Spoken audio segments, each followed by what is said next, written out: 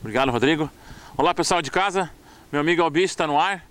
Hoje nós vamos falar sobre um assunto muito importante que não está relacionado diretamente ao meu amigo Albicho, nem ao seu pet em casa, mas é uma coisa importante para nós e para eles, que é a nossa água. Então o assunto hoje é água, meio ambiente. Então a gente vai falar com a historiadora Daisy, que vai passar para nós as informações de como funciona e o que é o Pró-Sinos, que age e interage com a comunidade já há alguns anos aqui na região. E para quem não conhece, não sabe o que é, vai ficar sabendo através do programa. Voltamos com a Daisy, do grupo Pró-Sinos, vai falar com nós hoje sobre água, a importância da água, né, tão desejada e não valorizada a água. O que tu pode falar para nós, não só sobre a água, mas a importância de preservar, de cuidar dela, né? Sim, então na verdade nós estamos passando por um momento que é histórico, né, em termos de região sudeste, está muito batido agora na mídia, que é por conta desse déficit hídrico que existe, né, que já foi anunciado há muitos anos atrás, porque até então a gente só ouvia falar do Nordeste, né? Mas se a gente pensar, Rafael, aqui em São Leopoldo, nós sofremos quase que o ano inteiro. Tem bairros de São Leopoldo que não são abastecidos de forma regular. Se a gente pensar em termos de Rio dos Sinos, ele é um rio que está tentando respirar. Né? Está sofrendo. Está sofrendo, não só por conta da poluição, mas pela falta mesmo dessa água por conta da má gestão. Água tem, mas não existe uma gestão eficiente, uma política séria para se guardar e cuidar dessa água. Então ela falta. Em muitos momentos, se nós não temos a transposição do rio Caí na altura de Canela, o nosso rio ele baixa de forma significativa, principalmente no verão. Tá? Então temos que pensar assim, o que está acontecendo em São Paulo, na verdade, é um chamado. Né? A região Nordeste, a gente geograficamente sabe da situação, 67% daquele território no Nordeste é semiárido, onde chove mesmo, chove muito pouco, os rios são intermitentes, desaparecem, mas na questão da região Sudeste é uma questão de gestão. Quando o plano de bacias ficou pronto, essa crise já havia sido anunciada. Então, precisa se pensar em gerir essa água, porque ela existe, ela está aí desde os primórdios, a quantidade de água é a mesma, mas ela está poluída. Como tu disse, né? Os dinossauros tomavam essa água, nós estamos tomando ela. É a mesma água dos primórdios, só que hoje nós não temos mais uma água de qualidade. Ela precisa ser cada vez mais tratada para que a gente possa consumir.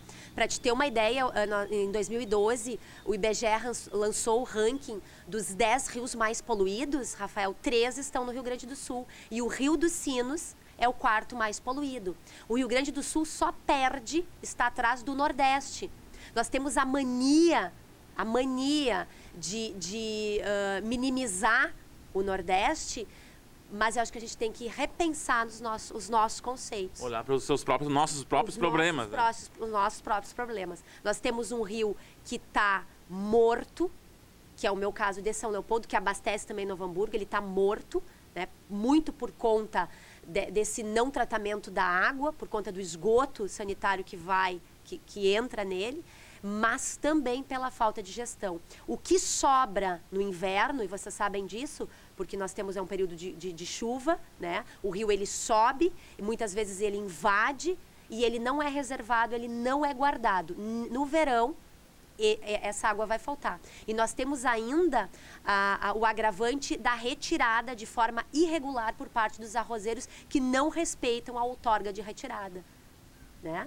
Então, o rio ele baixa de forma significativa. E a lei é clara. Né? Primeiro abastecimento urbano, depois dessedentação animal e, por último, né, a questão econômica. Mas é inversamente o contrário. Relacionado aos arrozeiros. Né? Que retiram ao seu bel prazer e fazem com que o rio diminua ainda mais no nosso caso.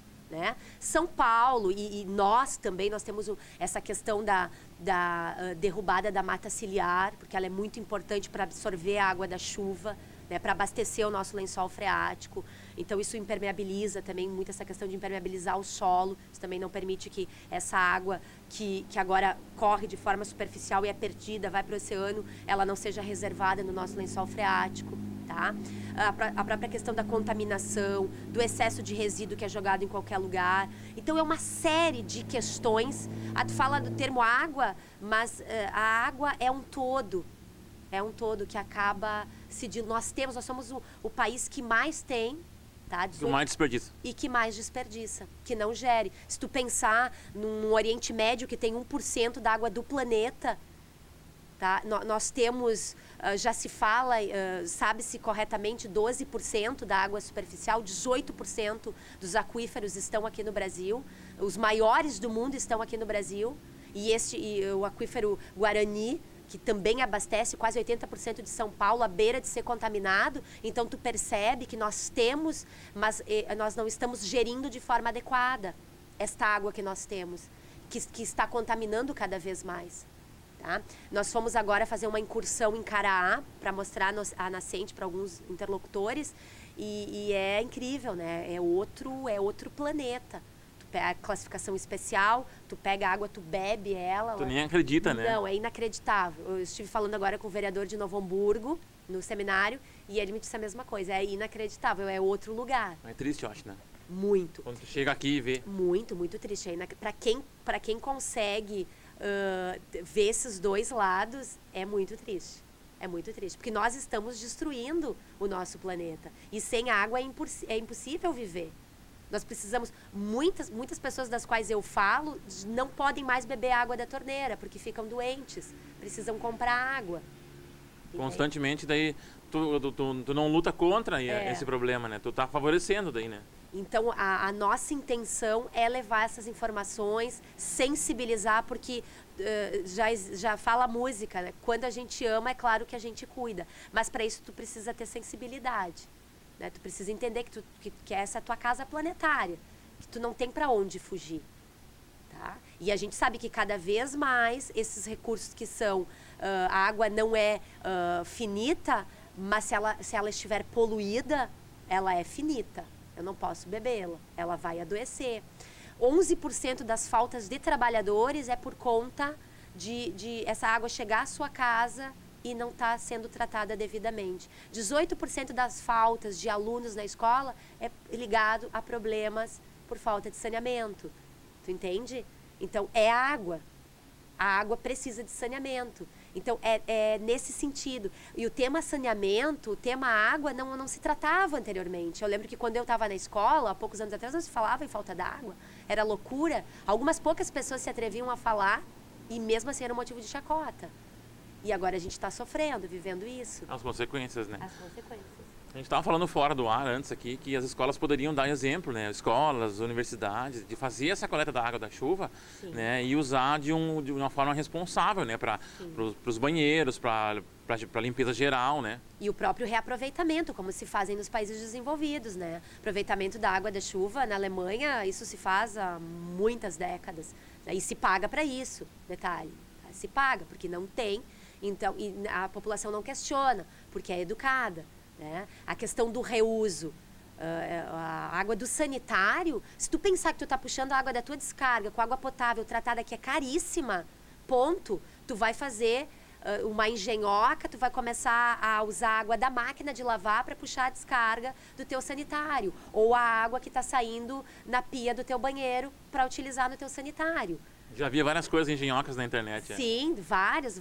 Então, as escolas deviam se transformar nesses centros, as universidades, porque isso acaba inspirando. A gente precisa de inspiração para dar continuidade. É que isso não é um assunto, eu acho que deve ser promessa de política, né? Isso tem que ser uma coisa que não é fato, tem que ser feito, tem que ser trabalhado, não importa o governo que esteja no momento, né? Justamente. E uma questão que eu costumo falar nas palestras é que a gente tem que parar de esperar tudo do poder público, do governo. Eu fui criada, eu sou filha de educadora e a casa dos meus pais, ela é toda ecologicamente correta. Mas não houve incentivo, não se foi buscar incentivo. Tá? A gente aprendeu que tínhamos que separar o resíduo, porque isso é como fazer higiene quando se levanta pela manhã. Tu entende? Se aproveita a água da chuva, não se lava o carro, a calçada com água potável. Porque ela é caro para ser tratado, as pessoas estão pagando e não tem. E outra coisa, outra questão muito importante é que não tem que virar lei para a gente passar a fazer. É visível, não tem, é caro. Nós estamos vivendo as pessoas devem estar se dando conta do custo da conta da luz. Isso está ligado com a água. Então uma coisa leva a outra, é simples, é botar a moringa para funcionar. Pega no bolso, mas tem que pegar na consciência, não no bolso.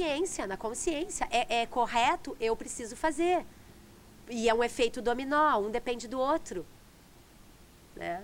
Tu vai me ajudar a falar disso mais no programa, porque é um assunto muito importante e tem que ser falado. E meu amigo é o bicho, para quem está olhando em casa, acha que não tem nada a ver, mas tem tudo a ver, porque os bichos também tomam água, nós também tomamos água. Sem água a gente não é nada. Com certeza.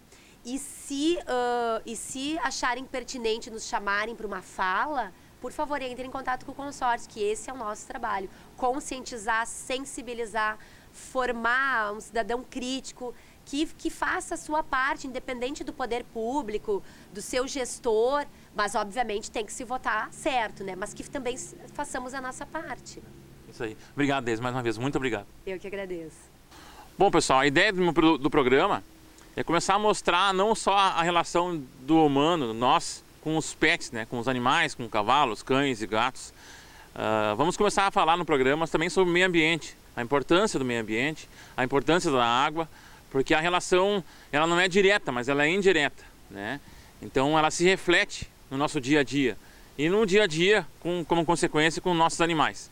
Agora a gente vai para o bloco veterinário, né? Onde a veterinária sempre presente aqui no nosso programa, passando as informações e dicas para você aí de casa. Rose, tudo bom? Hoje nós vamos falar sobre cães de rua. Quais são os primeiros procedimentos a serem feitos para as pessoas que resgatam um cão de rua?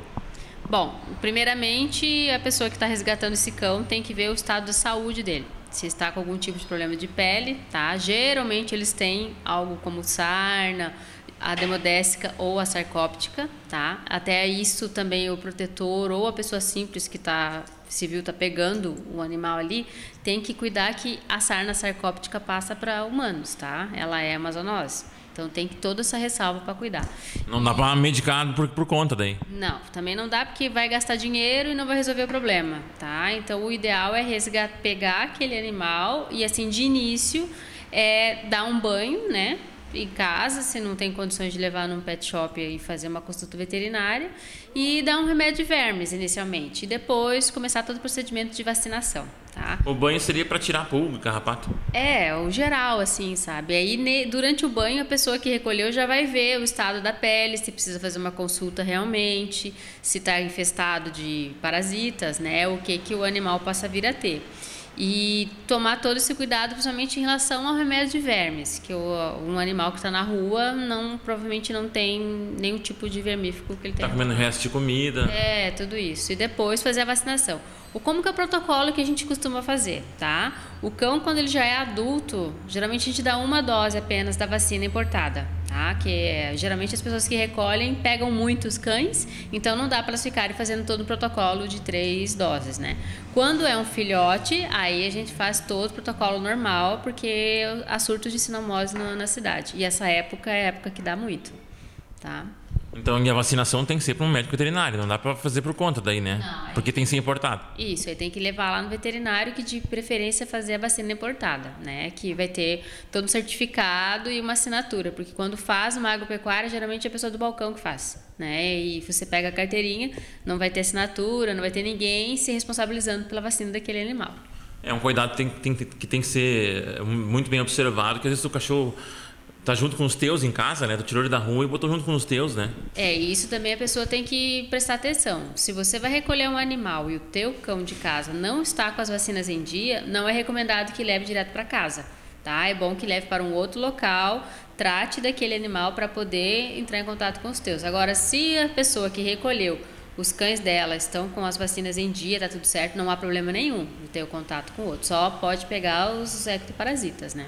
Mantém ele separado para observar, né, o comportamento, como é que ele vai estar, a saúde dele, né? Principalmente para ver se não vai ter nenhum outro tipo de coisa, né? Às vezes não é só as viroses, tem, como eu falei, problemas de pele, tem algum problema neurológico, N coisas podem acontecer. E um cachorro que está desnutrido, Rose, ele foi tirado da rua assim, em um estado lastimável, ele está com muita fome, assim, o que seria indicado? Além de dar um vermífugo, depois dar ração, fazer uma comida para recuperar ele?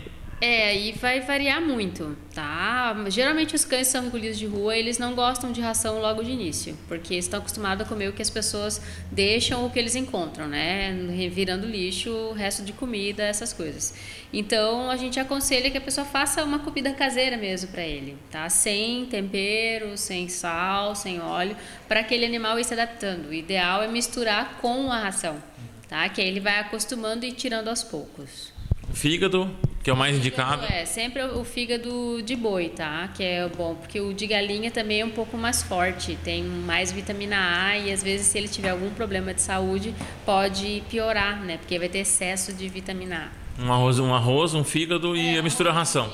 No mercado tem aqueles arrozes de cachorro, né? Evitar aquela carne de cachorro, porque aquela carne é muito cheia de gordura. Aquela lá não é indicada. O fígado sai até mais em conta, né? E fazer isso daí.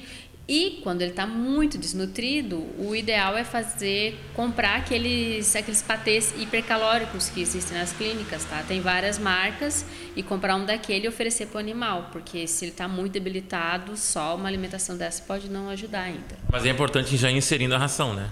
Sim, com certeza. O programa vai para o intervalo e já voltamos. Espero vocês no próximo bloco.